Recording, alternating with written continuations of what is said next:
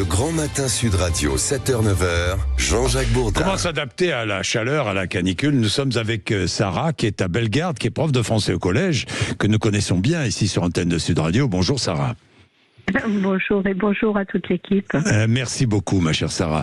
Alors, vous êtes, je le rappelle, prof de français au collège à Bellegarde, dans le Gard. Dites-moi, vous, d'abord, les collèges sont encore ouverts là, toute la semaine, jusqu'à la fin de la semaine? Oui, tout à fait, puisque nous avons la correction du brevet. Donc, oui.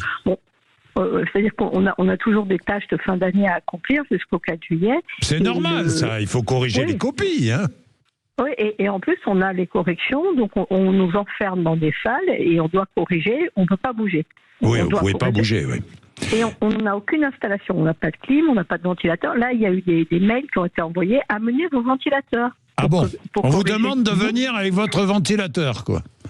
Certains établissements, certains. Certains, oui. Bon, écoutez, oui, les établissements, les écoles ne sont pas adaptés. Il faut dire que on va être obligé de s'adapter à ces canicules à répétition. Bon, on a eu des fortes chaleurs dans le passé, mais aujourd'hui elles sont à répétition. Qu'est-ce que vous vouliez dire d'autre ? Moi, je trouve ça extrêmement drôle, en fait, qu'il y ait en même temps cet épisode. En fait, il y en a tout le temps, comme vous dites très justement. De toute façon, vous connaissez le département. Nous, dans le Gard, il fait toujours entre 37 et 40 degrés dans tout le mois de juin. Chaque fois qu'on a le brevet, il y a des gamins qui tombent dans les pommes à cause de la chaleur. Ça fait bouger personne. Et surtout, c'est particulièrement drôle parce qu'on repense encore les rythmes scolaires. C'est toujours le marronnier qui ressort. L'idée étant évidemment de travailler jusqu'au 15 juillet et de reprendre le 15 août. En fait, c'est vers ça que le gouvernement voudrait tirer. Or, quand on voit la situation et l'inadaptation des établissements, ça fait vraiment sourire. Parce que si vraiment ils veulent aller vers ça, dans ce cas-là, il faut mettre les moyens. Oui, 15 juillet, 15 août, vous exagérez un peu, Sarah. Il s'agit de raccourcir. Enfin, remarquez, aucune loi, aucun texte de loi n'est préparé pour l'instant. C'est une volonté qui existe, un débat sur les rythmes scolaires. En fait, il faudrait peut-être raccourcir les vacances intermédiaires, non ? Moi, je pense que non. Je vais vous dire pourquoi. Parce que les conditions d'enseignement, vous allez dire que je suis partiale, mais les conditions sont tellement de plus en plus dures qu'on a vraiment besoin de repos, aussi bien les profs que les élèves. Hein. On le voit très bien. Avant les vacances d'avril, les enfants sont complètement hystériques. On s'en rend bien compte. Hein. Ils sont fatigués, ils sont nerveux, etc. Le problème n'est pas tant les rythmes scolaires que l'inadaptation. On enseigne n'importe quoi. Il n'y a plus de contenu. On leur raconte des trucs qui sont à la mode, par exemple la tri des déchets. Le véritable enseignement pur et dur disparaît de plus en plus. Et les enfants, ils ne sont pas idiots, ils ne sentent pas le sens de l'école. Et c'est pour ça qu'ils sont aussi électriques. Alors, au lieu de changer le fond, c'est-à-dire de leur donner bien à bouffer, je veux dire intellectuellement, des choses sérieuses, on continue à faire des petits trucs ridicules et on discute sur les rythmes scolaires. C'est une manière d'éviter, en fait, le fond du débat et ça fait 20 ans qu'on progresse comme ça. Et à mon avis, tout ça, ça en fait partie. Merci beaucoup, Sarah. Claudine est à Niort. Bonjour, Claudine. Oui, bonjour, Jean-Luc Bourdin. 38 degrés aujourd'hui à Niort ?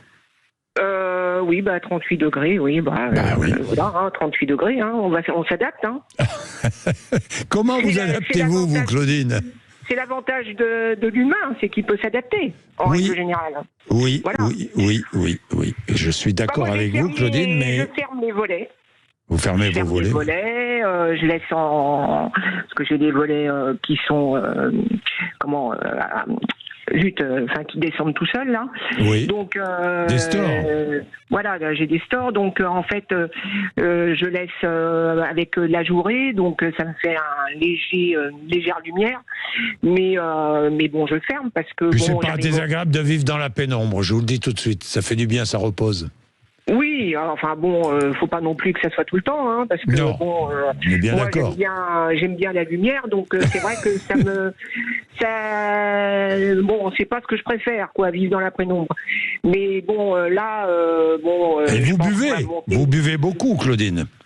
Ah oui, je bois normalement, je bois. voilà, mais bon, j'ai un rythme où je bois régulièrement, donc bon voilà. Donc vous affrontez cette canicule, vous allez l'affronter sans trop de problèmes, Claudine. Non, ben non, je pense à ceux quand même qui sont malades, qui voilà. souffrent, qui travaillent dans des conditions difficiles, je pense qu'eux vont souffrir de la canicule. Sinon, si on est chez soi, si on arrive à trouver, on arrive à s'organiser, évidemment. Merci beaucoup, ma chère Claudine. Merci d'être avec nous. Oui. Merci. Merci Claudine. Il est 8h, vous êtes sur l'antenne de Sud Radio. Encore une fois, je suis très heureux de vous avoir. C'est la dernière semaine pour moi. Donc vous pouvez appeler tous les jours. On parlera de tout ça, 0826 300 300.